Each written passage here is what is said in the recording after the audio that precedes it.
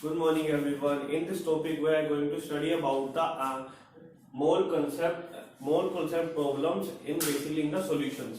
है ना, mole concept problem solutions में किस तरह जाते हैं. सबसे पहले हम देखेंगे solutions क्या होता है.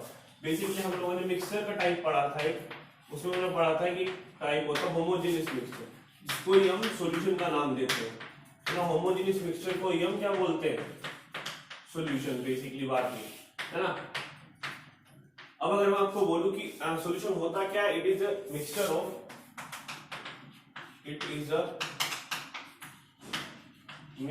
ऑफ टू और more type of chemically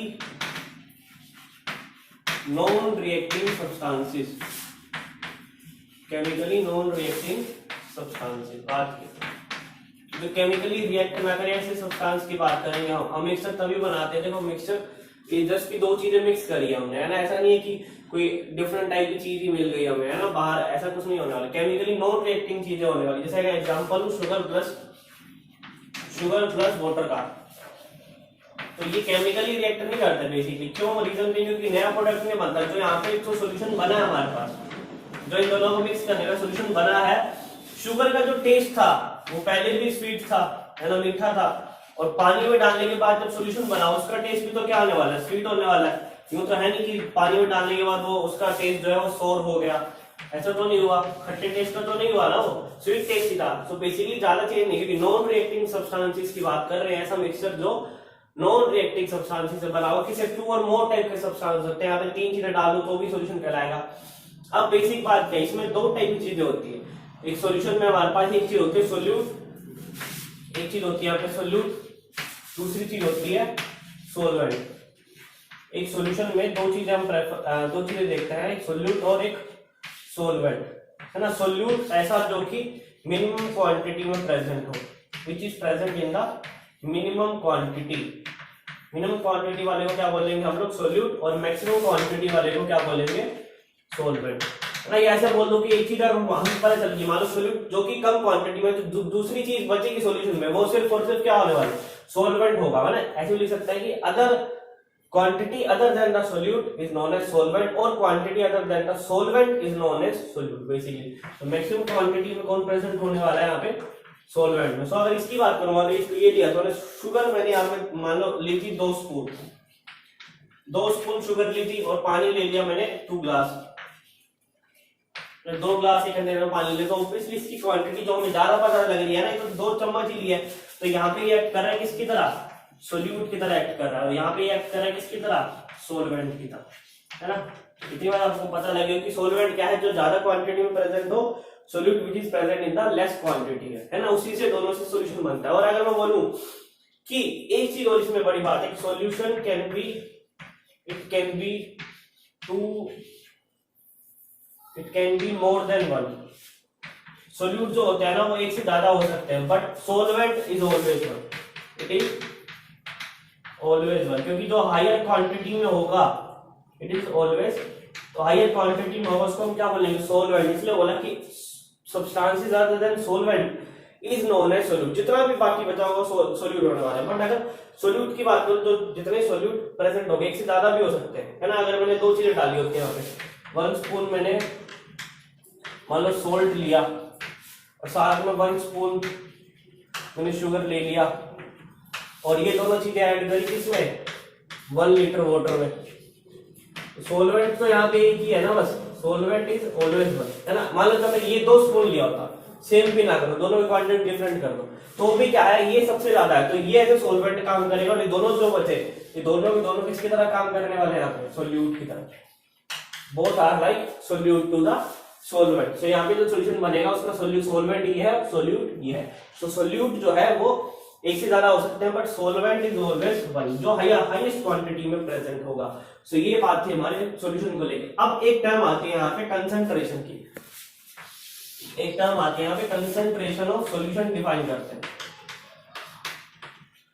concentration of solution.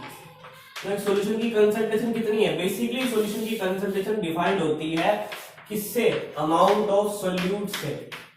है ना। इस चीज को हम डिटेलिंग में पढ़ेंगे क्लास 12th में, सॉल्यूशन चैप्टर आता है उस पूरे के पूरे चैप्टर में यही सब पढ़ना होता है। अभी ओवरव्यू हल्का सा क्या है कि कंसंट्रेशन ऑफ सॉल्यूशन डिफाइन करनी हो तो मुझे क्या पता करना होगा, अमाउंट ऑफ सोल्यूट कितना है प्रेजेंट इन अ, प्रेजेंट किसी प्रेजेंट होगा, present in a given amount of solvent basically, है ना। एक सोलवेंट का गिवन अमाउंट फिक्स अमाउंट हो गया, उसमें कितना सोल्यूट प्रेजेंट होगा उसको उसकी कंसंट्रेशन डिफाइन करूंगा। अब देखो एक बात यहाँ पे क्वेश्चन उठता है कि क्या हमने अमाउंट ऑफ सोल्यूट ही क्यों लिया, अमाउंट ऑफ सोलवेंट क्यों फिक्स रख दिया। रीजन बीइंग क्या है, क्योंकि सोलवेंट जो है वो किस क्वांटिटी में, कितनी क्वांटिटी है, solvent is in high quantity, है ना। उसमें से अगर हम कोई चीज कम करते हैं ज्यादा करते हैं इतना फर्क नहीं पड़ने वाला सोलवेंट पे, क्योंकि ज्यादा क्वांटिटी, समुद्र में से एक ड्रॉप ऑफ वाटर निकाल लो कितना फर्क पड़ेगा, नहीं ना। बट अगर एक चम्मच चीनी डाल रहा हो किसी सॉल्यूशन में, है ना, उसका आधा चम्मच चीनी कर दो डेफिनेटली उसके मीठेपन में फर्क आएगा, है ना। अगर मैं बोलूं कि 2 स्पून ऑफ शुगर से मैंने एक सॉल्यूशन बनाया और एक स्पून शुगर से बनाया तो डेफिनेटली जो सॉल्यूशन बनने वाला है यहाँ पे दोनों के टेस्ट में, दोनों के स्वीटनेस में फर्क होने वाला है डेफिनेटली।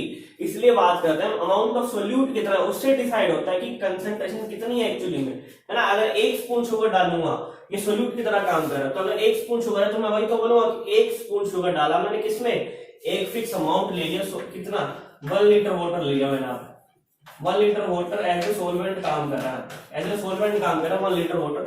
सो उतनी फिक्स क्वांटिटी है, उसमें 1 चम्मच चीनी डालूंगा तो कम मीठा बनेगा, कम मीठा बनेगा तो मैं ही तो बोलता हूँ कि मीठा कम है भाई और डाल, है ना। उसका मतलब क्या है, कंसंट्रेशन डिफाइन कर रहा हूँ सॉल्यूशन की, कम मीठा है वो थोड़ा। अगर ज्यादा चीनी डाल दी, 2 स्पून शुगर डाल दिया तो उसका मतलब क्या है कि ज्यादा मीठा बनने वाला है, कि ज्यादा मीठा बनेगा वो, कि ज्यादा मीठा बनेगा वो, क्योंकि क्या उसमें कंसंट्रेशन किसकी, अमाउंट ऑफ सोल्यूट ज्यादा डाल दिया मैंने, 2 चम्मच चीनी डाल दी, इसलिए वो ज्यादा मीठा बन जाएगा सॉल्यूशन।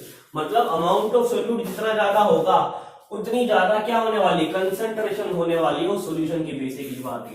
तो अब हम कुछ टर्म्स पढ़ने वाले कंसंट्रेशन डिफाइन करने के लिए, है ना।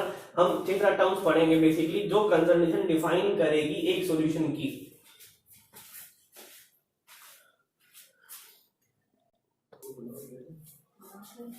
So now let's talk about our first concentration term, कि concentration term को डिफाइन करने के लिए पहली क्या थी, फर्स्ट है हमारे पास mass percentage. First concentration term is mass percentage, या इसको बोलते हैं हम W/W परसेंटेज, या वेट परसेंटेज भी बोल सकते हैं। सिंपली बात ये है कि इसका मतलब क्या है कि मास परसेंटेज अगर किसी चीज की लिखूंगा, अगर मैं बोलूं कि mass percentage of A solute, mass percentage of A solute in a solution is defined as the amount of solute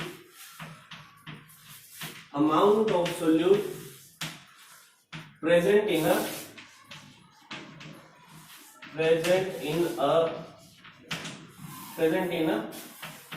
100 gram of solution. कितने प्रेजेंट है 100 ग्राम सॉल्यूशन में, क्या mass of amount of solute या मास ऑफ सोल्यूट इन ग्राम बोल सकता हूं, है ना, इन ग्राम में जितना अमाउंट ऑफ सोल्यूट प्रेजेंट होगा किसमें, 100 ग्राम ऑफ सोल्यूशन। अगर मैं बोलूं कि मेरे पास दे रखा है 80% of ammonium chloride is present in the solution, ये चीज, ये स्टेटमेंट दे रखी है मुझे, क्या 80% ऑफ अमोनियम क्लोराइड यहाँ पे किसी तरह काम कर रहा है, एज ए सोल्यूट की तरह काम कर रहा है ना। और सॉल्यूशन दे रखा है उसमें कितना परसेंटेज इसका 80। इसका मतलब क्या है, इस टर्म का मतलब है कि 80 gram of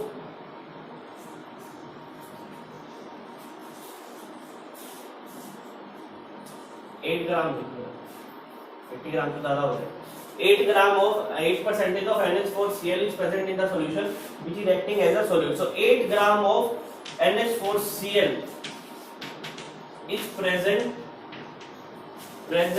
in 100 gram of solution. Solution की बात करें, solvent की नहीं बोल रहा मैं, कि 100 ग्राम अगर सॉल्यूशन लिया तो उसमें से NH4Cl का पोर्शन कितना होने वाला है, वो होगा सिर्फ 8 ग्राम। तो बचा हुआ 92 ग्राम किसका होगा, वो डेफिनेटली या तो पानी का होगा, जो भी वहां पे सोलवेंट की तरह एक्ट कर रहा होगा उसका होने वाला है। तो ये सोल्यूट था, तो इसमें कितना ग्राम मिला हमें, सिर्फ 8 ग्राम, किसमें 100 ग्राम ऑफ सोल्यूशन। जो रिमेनिंग है वो क्या है, सोलवेंट की तरह काम कर रहा है। इस स्टेटमेंट का मतलब ये था, बेसिक बात है।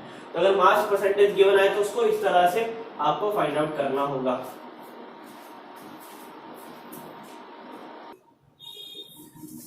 Now let's see one NCERT problem on the basis of mass percentage। इसमें क्या गिवन है स्टेटमेंट में कि ए सॉल्यूशन, कोई सॉल्यूशन की बात कर रहे हैं, इज प्रिपेयर्ड बाय, कैसे प्रिपेयर्ड हुआ, by adding 2 gram of substance. कोई भी सब्सटेंस डाला, कितना अमाउंट है उसका, 2 ग्राम है। एक बात तो ये सबसे पहले है ना, 2 ग्राम डाला, उसके बाद अगर इसमें कितने में डाला, 18 gram of water, 18 gram of water ले लिया, तो ऑब्वियस सी बात है ये 2 ग्राम में कम क्वांटिटी में, तो किसकी तरह एक्ट करने वाला है, सोल्यूट की, और ये ज्यादा क्वांटिटी में है तो ये सोलवेंट की तरह एक्ट करेगा। ठीक है, एक बात क्लियर। अब हमने क्या कैलकुलेट करना है, calculate mass percentage of solute का मास परसेंटेज कैलकुलेट करना है। तो अभी हमने देखा मास परसेंटेज कैसे निकालते हैं, है ना, कितना अमाउंट ऑफ सोल्यूट प्रेजेंट है। तो देखो फॉर्मूला क्या होगा बेसिकली इसका, mass percentage of solute will be है ना, परसेंटेज की फॉर्म में निकालना। तो मास परसेंटेज किसका, मास परसेंटेज सोल्यूट का। तो क्या लिखूंगा मैं, mass of solute in solution, solution में उसका कितना मास है, डिवाइड बाय, किससे डिवाइड करूंगा, मास ऑफ सॉल्यूशन से, है ना, सॉल्यूशन का कितना मास परसेंट है, ये तो बता रहे हैं, है ना। मास परसेंटेज मतलब कितना अमाउंट ऑफ सोल्यूट प्रेजेंट है किसमें, मास ऑफ सॉल्यूशन में, है ना। तो और मल्टीप्लाई बाय 100 करूंगा क्योंकि हम यहाँ पे परसेंटेज की फॉर्म की बात कर रहे हैं। तो मास ऑफ सोल्यूट कितना है, एक बार देखना जरा, 2 gram, divide by mass of solution चाहिए, बट मुझे मास ऑफ सॉल्यूशन गिवन नहीं है, बट सॉल्वेंट का मास गिवन है। तो दोनों को जब ऐड कर दूंगा तो दोनों से बनता क्या है, दोनों को मिला के तो सॉल्यूशन बनता है हमारे पास। तो दोनों को ऐड करने पे कितना ग्राम बनेगा, 20 ग्राम ऑफ किसका आ गया, ये सॉल्यूशन का। 2/20 मल्टीप्लाई बाय 100 किया, सोल्व करने पे क्या आएगा, सिंपली 10%। इसका मतलब क्या है कि मास परसेंटेज क्या है, मास परसेंटेज सोल्यूट कितना निकला, 10%। और इसी को अगर रिवर्स करना हो, रिवर्स के लिए मैं क्या बोलूंगा कि 10% का मतलब क्या है कि कितना प्रेजेंट है, इसका मतलब क्या है कि 10 ग्राम प्रेजेंट है, 10 ग्राम present in 100 gram of solution, है ना, यही तो बता रहा है 100 ग्राम सॉल्यूशन। सो मेरे को अगर 20 में फाइंड आउट करना तो कितना बचेगा, 2 ही तो बचेगा, है ना। 80 में कितना होगा, 8 होगा, 90 में 9 होगा, है ना। 10% पे वेरी करना है हमने। 70 पे 7 ग्राम होगा, 60 पे 6 ग्राम, 50 पे 5 ग्राम, 40 पे 4 ग्राम, 30 पे 3 ग्राम, 20 पे 2 ग्राम और 10 पे 1 ग्राम, है ना। बेसिक बात यही है, जितना मतलब परसेंटेज हमें 10 रखना है। ये चेंज होगा क्वांटिटी ऑफ सॉल्यूशन, तो क्वांटिटी ऑफ सोल्यूट भी अकॉर्डिंगली चेंज होगी, but percentage should be 10% only.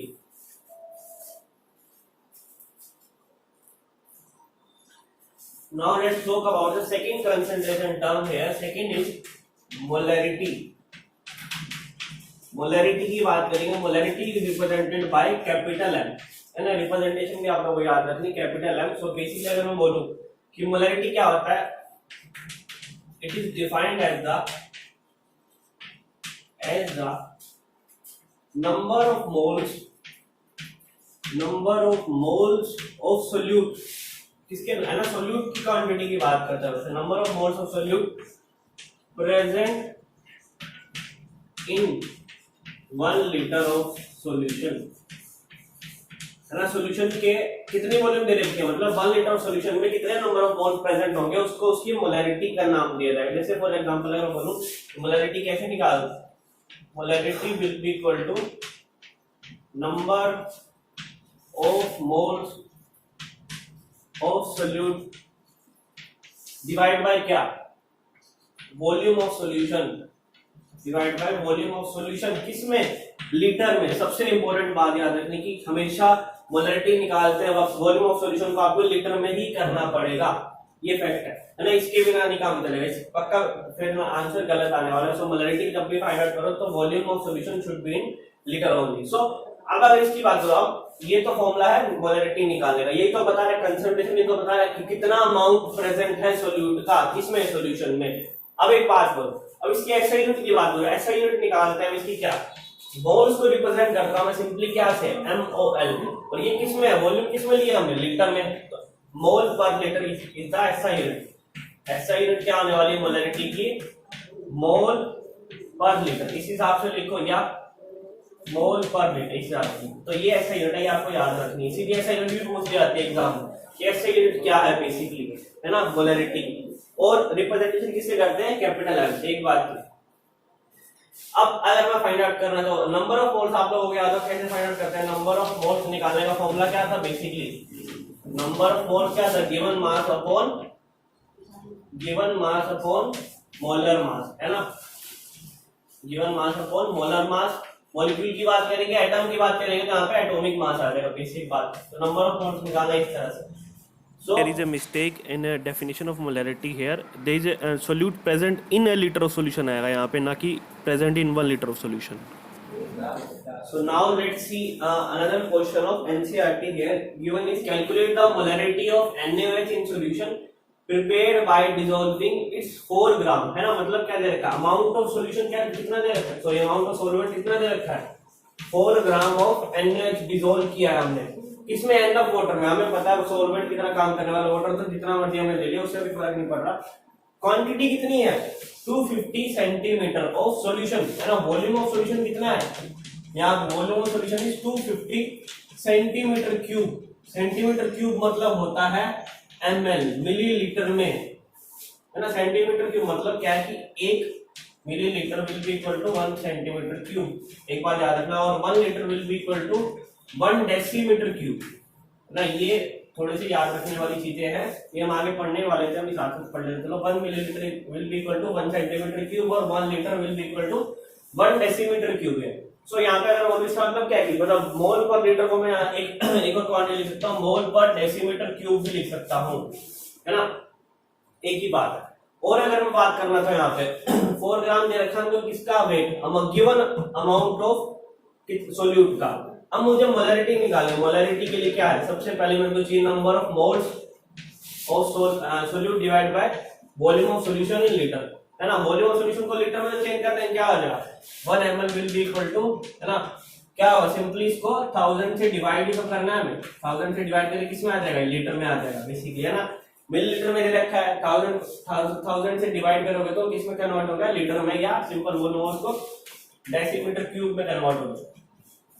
एक बात तो ये, अब देखो, अब मेरे पास वॉल्यूम ऑफ सॉल्यूशन तो आ गई, बट नंबर ऑफ मोल्स कहाँ है भाई, नंबर ऑफ मोल्स निकालने पड़ेंगे, कैसे, नंबर ऑफ मोल्स कैसे निकालते हैं basically, number of moles will be given amount of solute, कितना गिवन अमाउंट है 4 ग्राम डिवाइड बाय इसका मोलर मास, इसका मोलर मास कितना होता है, सोडियम का 23 प्लस में ऑक्सीजन का कितना 16 प्लस में हाइड्रोजन का कितना होगा टोटल 40, तो डिवाइड बाय किससे डिवाइड करूंगा 40, तो मतलब n will be equal to 1/10 आ गया हमारे पास, है ना, नंबर ऑफ मोल्स निकल गए किसके, सोल्यूट के, तो यहाँ पे भर देंगे molarity will be equal to 1/10 divide by volume of solution litre कितना है 0.250, है ना, 0.250, इसको ऐसे लिख सकता हूँ ना, पॉइंट हटा दूं तो क्या आएगा, बाय में 1000, इसको ऊपर लेके जाऊंगा तो क्या बनेगा 1/100 मल्टीप्लाई 1000 बाय 250, कैंसिल आउट करो, क्या आएगा, यहाँ से ये क्या, यहाँ से ये कितना बचने वाला 0.4 मोलर सॉल्यूशन, 0.4 मोलैरिटी का सॉल्यूशन हमारे पास बन चुका है ना, और हमने किसमें ली, किसमें लिया मैंने, लीटर में लिया, देखो, है ना, यहाँ पे लीटर की बात कर रहा हूँ, है लीटर की बात कर रहा हूँ सॉल्यूशन में, ठीक है, तो मोलैरिटी क्या है 0.4 मोलर मोलैरिटी आ गई हमारे पास, कब, जब इतना सॉल्यूशन मैंने प्रिपेयर किया 250 ml या 0.250 लीटर सॉल्यूशन, है ना, लीटर में कन्वर्ट करना पड़ा हमें, उसके बाद ही कैलकुलेशन करने वाले हम लोग, तो ये बात आपको याद रखनी है। अब इसका मतलब क्या रहेगा, 0.4 मोलर का मतलब क्या है बेसिकली, यहाँ 0.4 मोलर का मतलब क्या होने वाला है, 0.4 मोल्स प्रेजेंट है, इसके 0.4 moles of NaOH is present in 0.250 litre of solution, इसका मतलब ये है हमारा, ये स्टेटमेंट कहती है कि 0.4 मोलैरिटी मतलब 0.4 मोल्स प्रेजेंट है किसके NaOH की, किसमें 0.250 लीटर ऑफ सॉल्यूशन, तो तो कई बार हमको ये न्यूमेरिकल्स में काम आएगा, स्टेटमेंट आपको बनानी आनी चाहिए कि स्टेटमेंट क्या बोलती है, ये इसका मतलब क्या है, ये चीज बेसिक बात।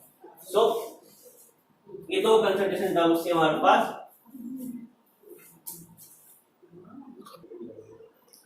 Now let's see another numerical here। इसमें क्या बोल रखा है, basically commercially available concentrated HCl कितना है, 38% बाय मास। सबसे पहले देखिए इसका मतलब क्या है, अभी बोला ना 38% बाय मास, इसका मतलब क्या है, 38 ग्राम HCl प्रेजेंट है किसमें, प्रेजेंट इन कितने में, 100 ग्राम ऑफ सॉल्यूशन। मतलब सॉल्यूशन का मुझे मास पता चल गया कितना है, 100 ग्राम मास, और सॉल्यूट का मास कितना है, 38 ग्राम। दो बातें यहाँ से पता चल गई है ना, इस स्टेटमेंट को हमको खोलना आना चाहिए, वो हमने ऐसे कर दिया। दूसरा डेंसिटी का गिवन है, डेंसिटी क्या होती है हमारे पास, मास अपॉन वॉल्यूम, है ना।